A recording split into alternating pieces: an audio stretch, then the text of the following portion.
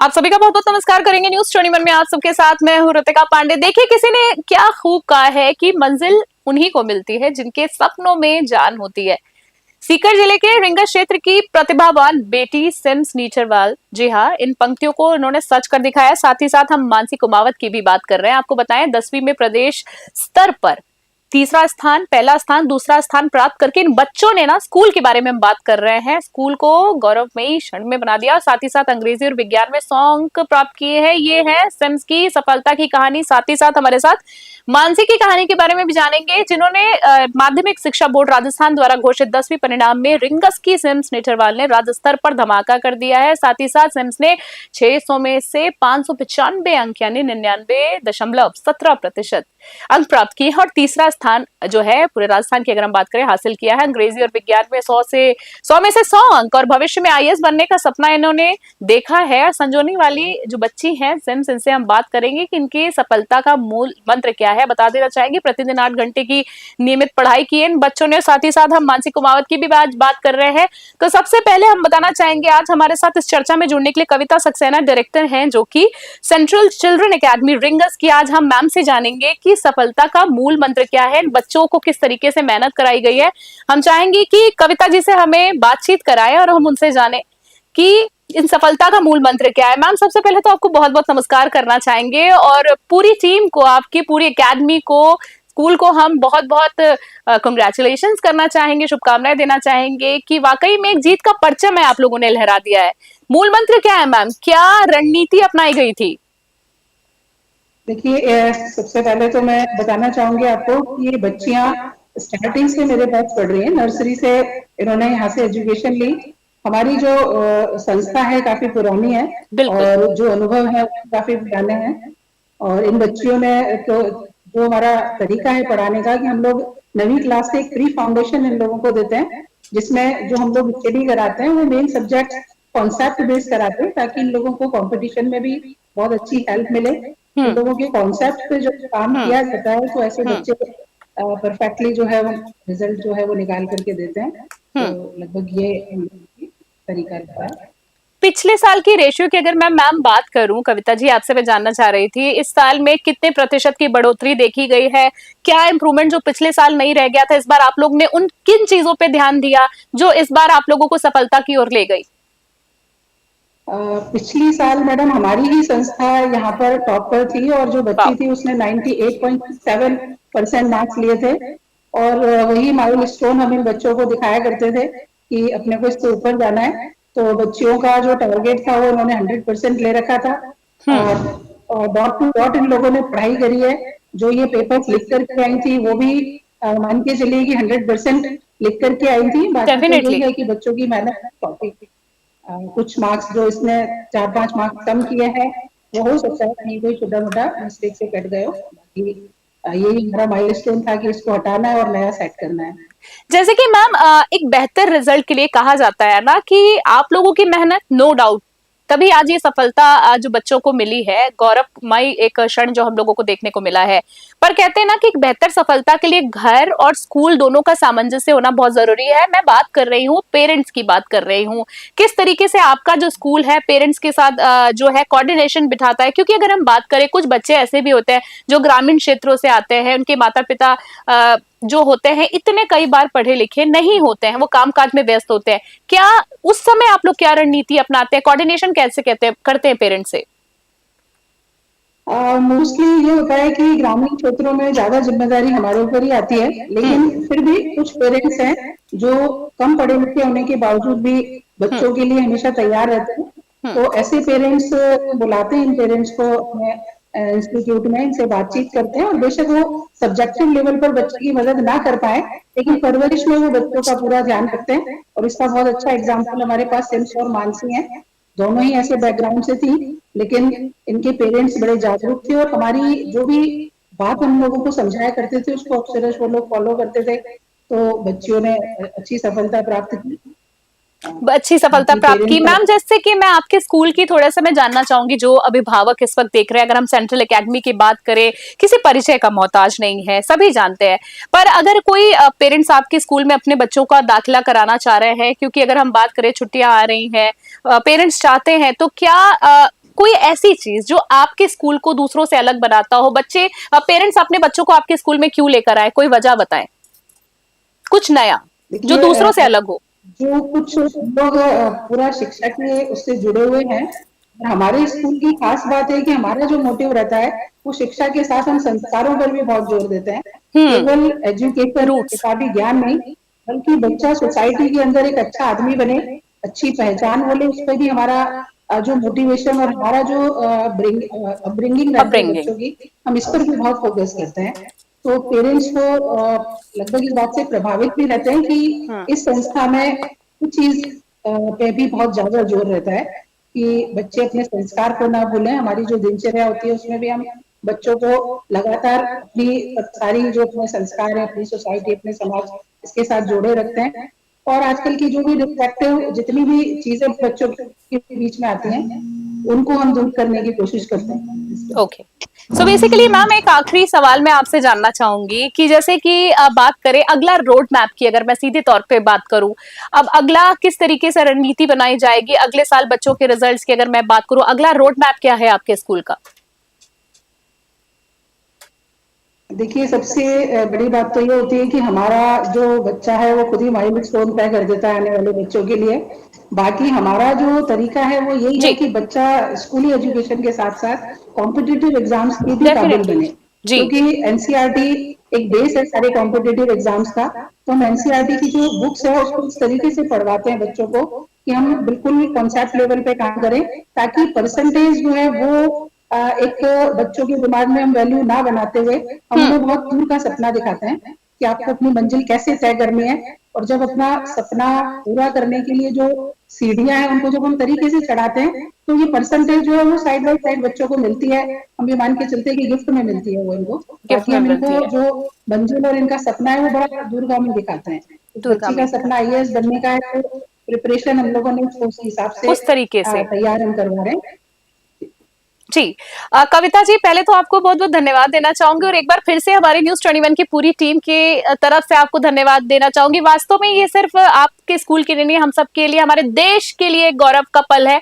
और बहुत बहुत धन्यवाद देना चाहेंगे हमारे साथ कविता जी। जी हाँ, कविता सक्सेना हमारे साथ थी, डायरेक्टर थी आप सेंट्रल चिल्ड्रन एकेडमी रिंगस से। तो किस तरीके से एक शिक्षकों की मेहनत, अभिभावकों की मेहनत ने आज हमारे देश में एक एग्जाम्पल सेट कर दिया है। लोग कहते हैं बेटियों से कुछ लोग परहेज करते थे पहले, पर इन बच्चों ने ये साबित कर दिया है कि बेटियों को अगर आप सही दिशा देंगे, सही अगर मार्गदर्शन देंगे, तो बेटियां देश का नाम रोशन कर रही है और हमें जरूरत नहीं है एग्जाम्पल देने की, चांद तक बेटियां पहुंच चुकी हैं। चलिए आगे हम चाहेंगे कि बच्चियां हमारे साथ, कुछ बच्चियां भी जुड़ना चाहेंगी, आज उनसे हम बातचीत करेंगे। आज हम चाहेंगे कि सिम्स जिनकी हम बात कर रहे थे, जिन्होंने जीत का परचम लहरा के हम सब लोगों को गौरवान्वित कर दिया है, सिम से हम बातचीत करेंगे और उनसे जानेंगे कि उनकी सफलता के लिए उन्होंने किस तरीके से मेहनत की, उनकी प्रेरणा कौन थी। तो आज हमारे साथ सिम हमारे साथ जुड़ गए। सबसे पहले आपको कंग्रेचुलेशंस करना चाहेंगे सिम्स, और बहुत एक गौरव का पल है हम सबके लिए, बहुत बहुत आपके पेरेंट्स के लिए, मैं आई एम श्योर की होगा। तो आपसे जानना चाहूंगी, शानदार जो आपने एक जीत हासिल की है, परिणाम जो आपका आया है, रिजल्ट की मैं बात कर रही हूँ, तो आपकी प्रेरणा, आपके रोल मॉडल कौन थे सिम्स? सिम्स निठारवाल आज हमारे मेरे साथ रोल हैं। मॉडल इसमें मेरे पेरेंट्स ने और टीचर्स ने सबने हेल्प की है। जी। सिम्स आगे जानना सबने चाहेंगे। कोऑर्डिनेट जी बताइए प्लीज। इसमें मेरे पेरेंट्स ने मेरी हेल्प की, और हर टाइम पे मेरे टीचर्स जो उन्होंने मुझे मोटिवेट किया, मुझे बताया कि मुझे कैसे पढ़ना है, इससे मैं ये कर पाई। आपका सेंस अगर मैं बात करूं, तो जैसे कि आपने जैसे बोला कि आपके पेरेंट्स का ऑब्वियसली बहुत बड़ा एक रोल रहा है, आपके टीचर्स, आपकी ये भी जो हमारे साथ डायरेक्टर मैम थी, उन्होंने भी आपकी बड़ी प्रशंसा की, हमारे साथ जो दूसरी मानसी कुमावत जुड़ेंगी उनकी भी, आप लोग ने एक कहीं ना कहीं बहुत प्राउड मोमेंट हम सबको दे दिया है। चलिए आपसे जानना चाहूंगी, कितने घंटों की पढ़ाई करती थी, तैयारी कैसे करती थी? जो लोग आपको इस वक्त देख रहे हैं, आप जैसा बनना चाहते हैं, तो वो ऐसा क्या करे जो आपने रूटीन में फॉलो किया था? मैंने ऐसे कोई फिक्स नहीं था, लेकिन लगभग मैं 7-8 घंटे पढ़ लेती थी, मुझे जितना पढ़ने का मन करता था उतना। और मैं क्वेश्चन सोल्व करती थी, जैसे जैसे कि स्कूल में मुझे बताए जाते थे कि मैंने एनसीईआरटी के सारे कॉन्सेप्ट क्लियर किए जाते थे यहाँ पे पहले, फिर हमें एक्स्ट्रा क्वेश्चन दिए जाते थे सोल्व करने के लिए, जो मैं सोल्व करती थी वो मेरे सारे कॉन्सेप्ट क्लियर हुए। स्कूल की तरफ से दिए जाते थे सेम्स आपको? Yes yes ma'am. स्कूल्स की तरफ से? स्कूल का मतलब सपोर्ट अच्छा कहने को है, मतलब आपका कहने का मतलब है आपको देखने को मिला, right? Yes ma'am. Okay. Since जैसे कि हम सब जान रहे हैं कि आपकी इंग्लिश की अगर मैं बात करूं, साइंस यानी विज्ञान की मैं बात करूं, तो सॉन्ग पाने का आपका कोई खास मंत्र रहा? लोग तो कतराते हैं, लोग घबराते हैं साइंस के नाम से। इंग्लिश और science is a tough subject किसी किसी के लिए। तो ये ऐसी क्या आपने पढ़ाई की जो 100 अंक बहुत बड़ी बात है? तो ये हम हमारे टीचर्स ने हमें हेल्प की, हमें कॉन्फिडेंस दिया कि आप बहुत अच्छा कर सकते हो, हमें बहुत अच्छे से पढ़ाई करवाई, इसीलिए मैं ये कर पाई। जैसे कि कॉन्सेप्ट भविष्य में। बहुत अच्छे से हाँ जी, क्या कह रही थी आप सिम्स? कॉन्सेप्ट बहुत अच्छे से क्लियर करवाए गए यहाँ पे। कॉन्सेप्ट बहुत अच्छे से क्लियर। आखिरी दो सवाल आपसे मैं जानना चाहूंगी, जैसे कि हम ये भी सुन रहे हैं कि अब आपकी आगे की जो प्लानिंग है, सुना है आईएएस बनने का सपना आप देख रही हैं, जो कि आपके लिए मुश्किल नहीं है। तो अब आपका आगे की योजना, जिसको हम बोलते हैं ना रोड मैप, एक तैयारी जिसको हम बोलते हैं, वो क्या रहने वाली? किस तरीके से पढ़ाई करने वाली है? क्या आप इंडिया में रह के पढ़ाई करने वाली है या कोई विदेश जाने का कुछ प्लान है? फॉरेन में आप एजुकेशन आगे की लेंगी? नहीं, अभी तो यहीं पे यहीं से मेरी पढ़ाई करने की है कि मुझे यूपीएससी करनी है यहीं से, और विंगस में रहते ही यहीं पे करनी है मेरे को। आपको सफिशिएंट मतलब सपोर्ट यहाँ पे मिल रहा है, आपको विदेश जाने की जरूरत नहीं है पढ़ाई करने के लिए? कहने का मतलब है हमारा भारत सशक्त है, राइट? Yes ma'am.